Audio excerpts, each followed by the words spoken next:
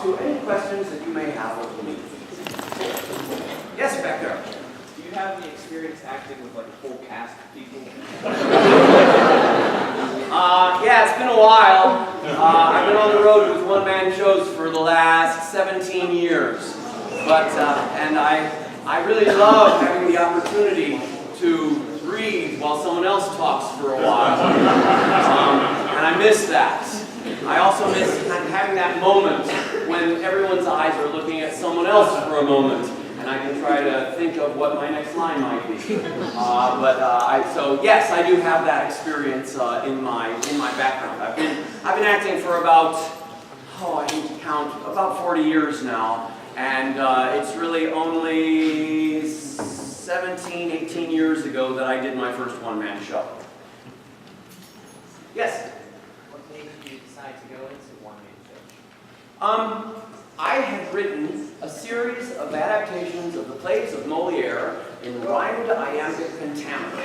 I had done 17 of them, and I was actually invited to I used to do like the Rotary and the Kiwanis, and I would go around to the Elks and stuff and speak at their luncheons.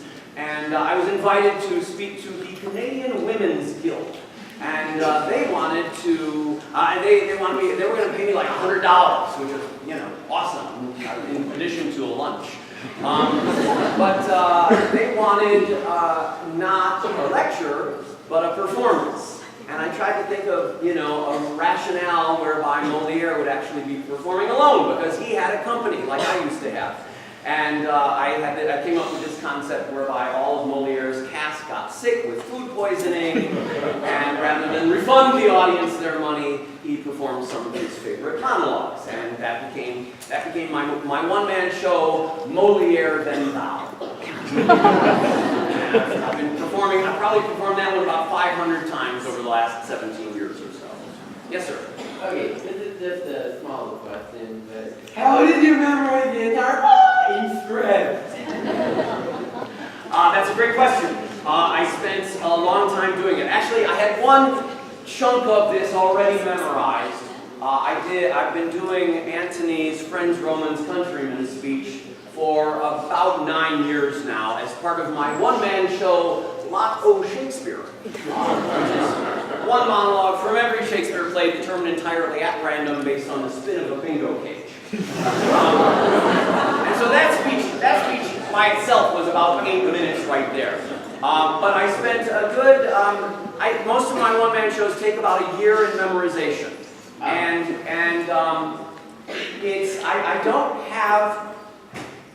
don't think I have that good a memory as it seems. What I have is muscle memory, in that my mouth remembers the words better than my brain does, and if I repeat them often enough, the mouth will naturally want to form the next word, the next word, and the next word after that.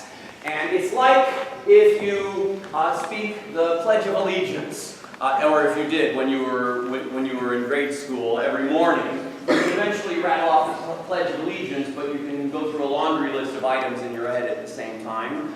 Or if you say prayers, or if you recite the alphabet. You don't actually think what letter comes after L. Your mouth just naturally goes into the next one.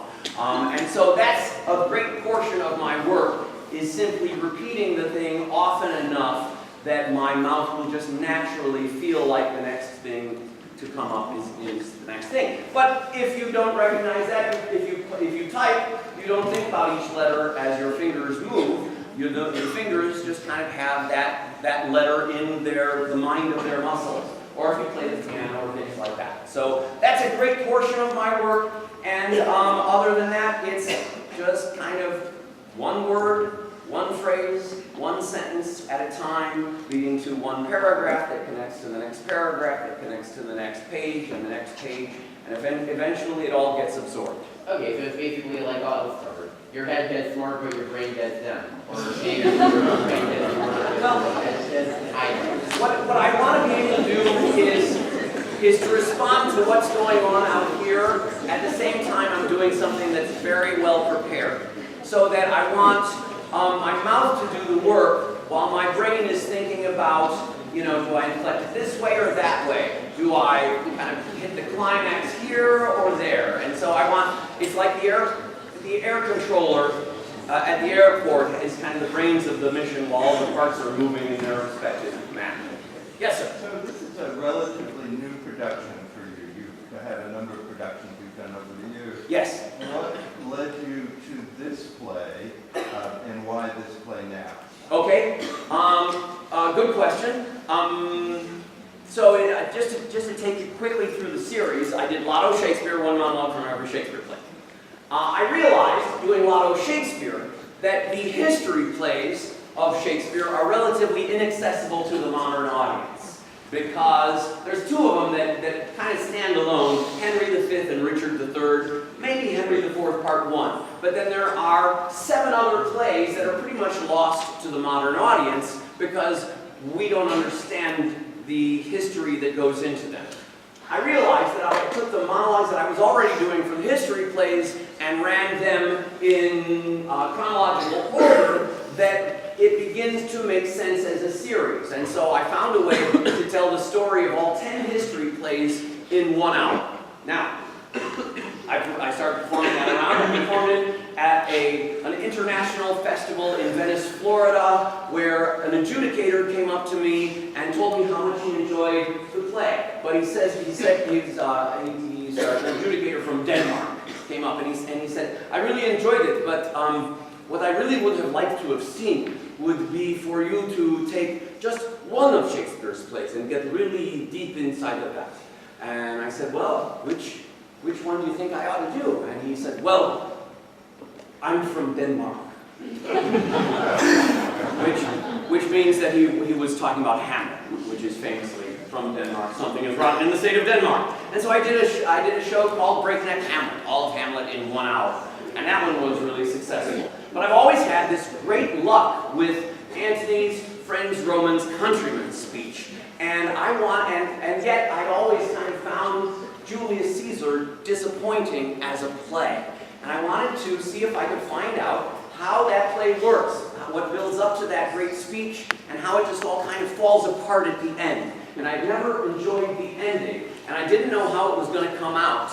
And but I wanted to make sense of it for people who are trying to understand it, so that that central pillar of it, Friends, Romans, Countrymen, could kind of flower. And so I worked my way through to the last page of my restructuring and rewriting and memorization, and in the process of doing that realized, oh, just moments before this final speech, Octavius just took on all of Brutus' soldiers as their team now.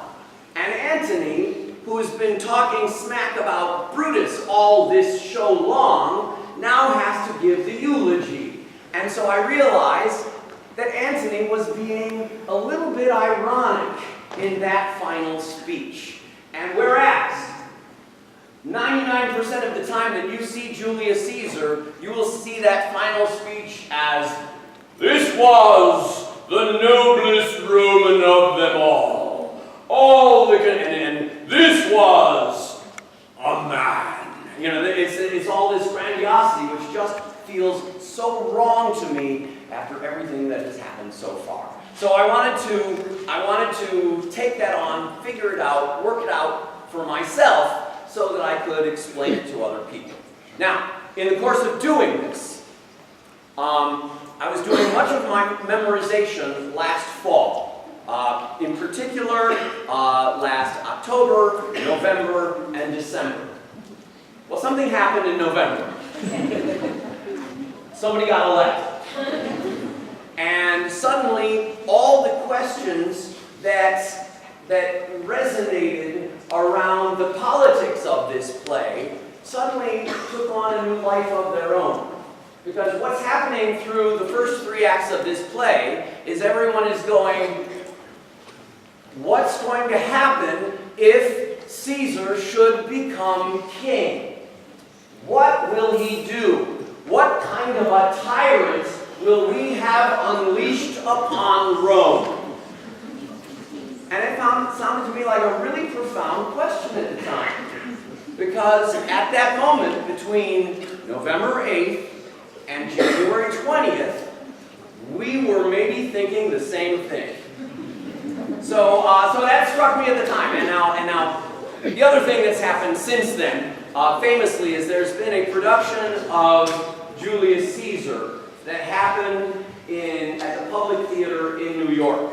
And it was modernized. They were wearing suits rather than togas. And the fellow playing Julius Caesar had this mop of orange hair. And the assassination scene was especially violent. So some people freaked out about that. Now, they've done a Barack Obama Julius Caesar. I'm sure they've done a Bill Clinton, a George Bush, a Ronald Reagan Julius Caesar. They've done an Abraham Lincoln Julius Caesar. They probably did one with George Washington. Because these things, Shakespeare's plays resonate through the centuries. And they always seem somehow perfect to the moment we're in, whatever it is. And so people discover it for the first time. They feel it in a whole different way. So now, some people freaked out about this assassination scene at the Public Theater of Julius Caesar because the character with the orange hair got beat up quite a bit, stabbed a bunch of different ways, thrown about the stage quite a bit. And people complained, walked out, they rescinded their funding of the Public Theater, and a couple of, at least once, protesters have shown up and started screaming at the stage at the assassination scene. And the only thing that I would point out is this, which is that Shakespeare does not suggest that the assassination of Julius Caesar was a good thing. Brutus and Cassius come to kind of a bad end after all this has gone down. They kind of get their comeuppance for having decided to take Caesar's life in their own hands. Keep in mind that at the moment, Caesar had not necessarily done anything wrong. The only thing that they allude to is that Caesar has had the two tribunes put to silence, which is how Shakespeare phrases it. It sounds like he's had them killed. All we know from Plutarch and the historical take on this is that they were discharged from their offices. But Shakespeare says put to silence. So is that enough to be able to assassinate Caesar? But what resonated with me in particularly around this when I was working on it was not so much issues surrounding Donald Trump. It was more issues having to do with Saddam Hussein. And some of you may be old enough to remember the notion of weapons of mass destruction that Saddam Hussein supposedly had, and that we were going to go to preemptive war with Saddam Hussein because we were convinced that he was a pretty bad man. And he was a pretty bad man. But the leverage that they used to get this declaration of war was the determination that he had weapons of mass destruction and that he was getting ready to use them. And so we went to war with Iraq, and the weapons of mass destruction weren't there. We killed Saddam Hussein, and the Middle East has been a mess ever since.